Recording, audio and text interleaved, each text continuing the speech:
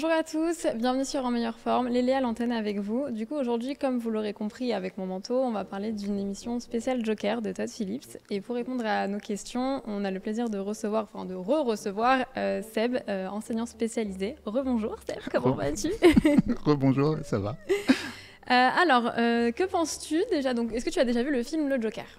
Oui, je l'ai vu et pour l'occasion, je l'ai revu. Et qu'en penses-tu justement? Et en le revoyant avec un regard différent, j'ai trouvé très intéressant. Il est palpitant, il traite d'un certain nombre de sujets et d'un certain nombre de pathologies, comme j'ai pu dire la dernière fois, qu'on peut survoler, qu'on peut imbriquer, qu'on peut... Il est vraiment fort, je trouve, moi, comme film, personnellement. Il est très intéressant et au-delà, pour rentrer un peu plus dans le sujet, il est intéressant, mais aussi difficile socialement et puis parfois même, je dirais, de mon point de vue de spécialiste, culpabilisant. Oui, je comprends ce que tu veux dire. Excuse-moi de te couper, mais avant d'aller dans le détail du film, déjà, de quoi, parce que c'est le Joker, mais de quoi est-il atteint le Joker comme pathologie? Alors, moi, je ne suis qu'un enseignant... D'après ton expérience, qu'est-ce que tu en penses pour toi?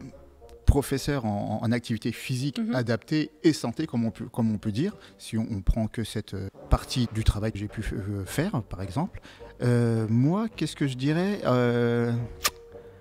c'est une personne qui fonctionnait pas bien dès le début parce que en fait j'allais dire que c'était une décompensation à l'adolescence ou quelque chose dans le tardif, mais en fait concrètement, je me souviens du film de nouveau, c'est que déjà dès le départ on dit quand il a réalisé qu'il avait été adopté par sa propre mère, il avait déjà été battu, tapé sur la tête et accroché au radiateur, si mes souvenirs sont bons. Il a une relation très particulière, un traumatisme profond dès l'enfance. Donc dès l'enfance il a dû trouver une solution pour pouvoir se défendre contre je dirais quand même. Se défendre contre le monde ou continuer sans souffrir. Et en fait, c'est cette permanence d'être dans cette quête de la réussite et surtout de ne pas souffrir. Mais du coup, beaucoup le traite comme un sociopathe finalement, ou comme quelqu'un qui aurait des troubles du comportement? Alors, tout à fait. On peut partir dans le principe que c'est un sociopathe. Qui dit sociopathe, ça voudrait dire qu'il n'est pas encore reconnu par l'État. Alors aux États-Unis, peut-être que c'est différent, en France c'est comme ça, mais qu'il a une maladie qui ne serait pas encore reconnue en tant que trouble du comportement, ou en tout cas en tant que maladie. Et là, on n'utiliserait pas le mot sociopathe s'il était reconnu en tant que tel. Il serait psychopathe. Mais, comme on a pu voir dans le film, il est suivi et prend des médicaments. Donc peut-être qu'il est déjà reconnu, donc on ferait peut-être face à un psychopathe. Mais du coup, ces médicaments, ils n'ont pas trop l'air de marcher, parce que vu la fin du film, qui est un petit peu violente, je suis pas sûre que les médicaments fonctionnent beaucoup. Intéressant, juste avant qu'il tue un de ses collègues chez lui, tout simplement, où il y avait le gars de petite taille et le géant. Et il le dit juste avant, d'ailleurs tout va mieux, j'ai arrêté de prendre mes médicaments. Voilà, donc c'est ok. Donc comme il a arrêté de prendre ses médicaments, il ne va plus mieux. En fait pour lui, il va mieux parce qu'en fait il s'exprime tel qu'il est. Et du coup les médicaments l'empêcheraient de s'exprimer comme il est lui. C'est tout à fait, parce que les médicaments que ces personnes peuvent prendre, que j'ai pas énuméré dans une des dernières vidéos, ça peut être des anxiolytiques pour lutter contre le côté anxiogène, des antidépresseurs. Oui, bien sûr, ce sont des drogues. Oui, ce sont des neuroleptiques. Pour atténuer un peu les problèmes finalement. Mais pour les endormir complètement. Pour les endormir. Parce qu'on voit qu'il est suivi par une psychanalyste, il me semble. Une psychanalyste ou c'est une psychologue? Alors, il faut savoir que la psychanalyse est un courant de la psychiatrie. Alors, et en plus aux États-Unis, c'est très, très français la psychanalyse. Oui, c'est vrai. Freud et autres, on a décidé de vraiment d'y rester. Maintenant, on s'ouvre un peu plus. Alors, je ne pourrais pas dire si c'est une psychanalyste ou pas, mais en tout cas, il est suivi par une spécialiste en psychiatrie. Et ça marche? D'après toi, ça peut marcher même dans la vie d'être suivi comme ça mais complètement. Il tient un carnet, on voit qu'il tient un carnet normalement. Il doit tenir un carnet normalement, et ça. Beaucoup de tes élèves doivent tenir aussi un espèce de carnet comme comme le Joker ou pas du tout? Ou c'est juste propre à la méthode Alors du moi, psychanalyse? moi de mes élèves, ils avaient ce qu'on appelle des ritualisations. D'accord. C'est-à-dire que parfois, certains avaient des carnets, beaucoup avaient des carnets, et pouvaient écrire un certain nombre de lettres ou de chiffres, mais de manière compulsive. Et ça permettait justement de les canaliser.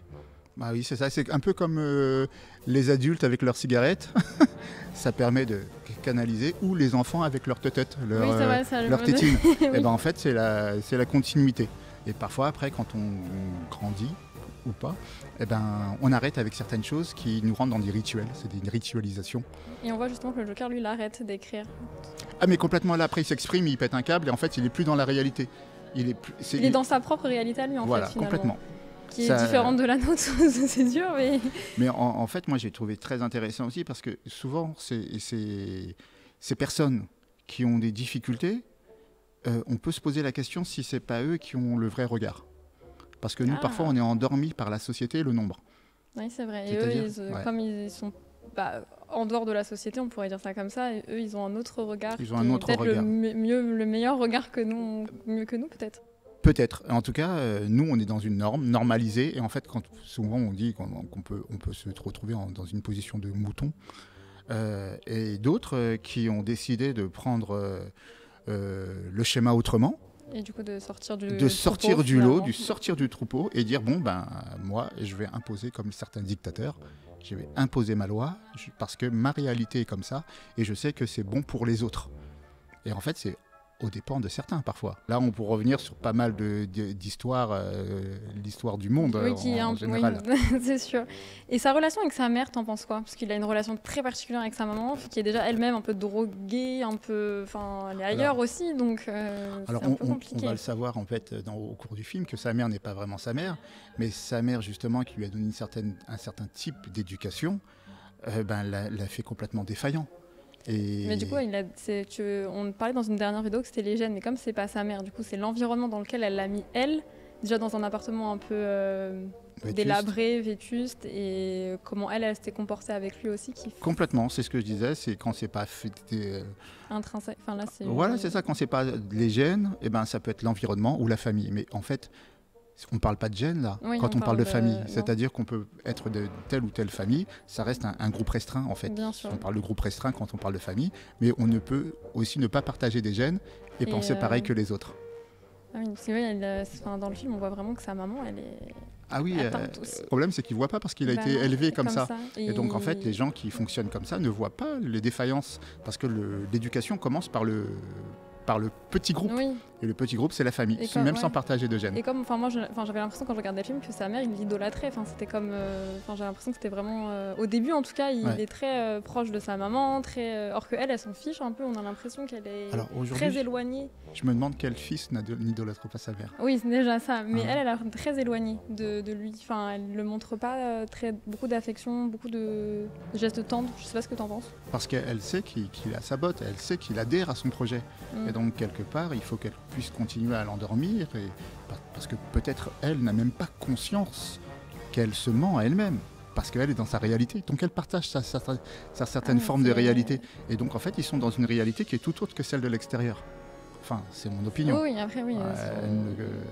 On n'a pas créé le film, mais oui, c'est vrai que... Mais j'ai trouvé ça très intéressant, oui, si on parle de ce principe. Mais du coup, il est considéré aussi comme un marginal pour la société. La société ne l'aide pas vraiment beaucoup, finalement, parce qu'il devient complètement fou. C'est ce que je disais aussi, certaines fois on a pu parler, je ne sais même pas si c'était enregistré ou hors caméra et autres, mais ce qui est aussi intéressant, c'est que à un moment donné, il a décidé que sa réalité, il l'imposerait en fait, finalement. Parce que la réalité lui est insupportable.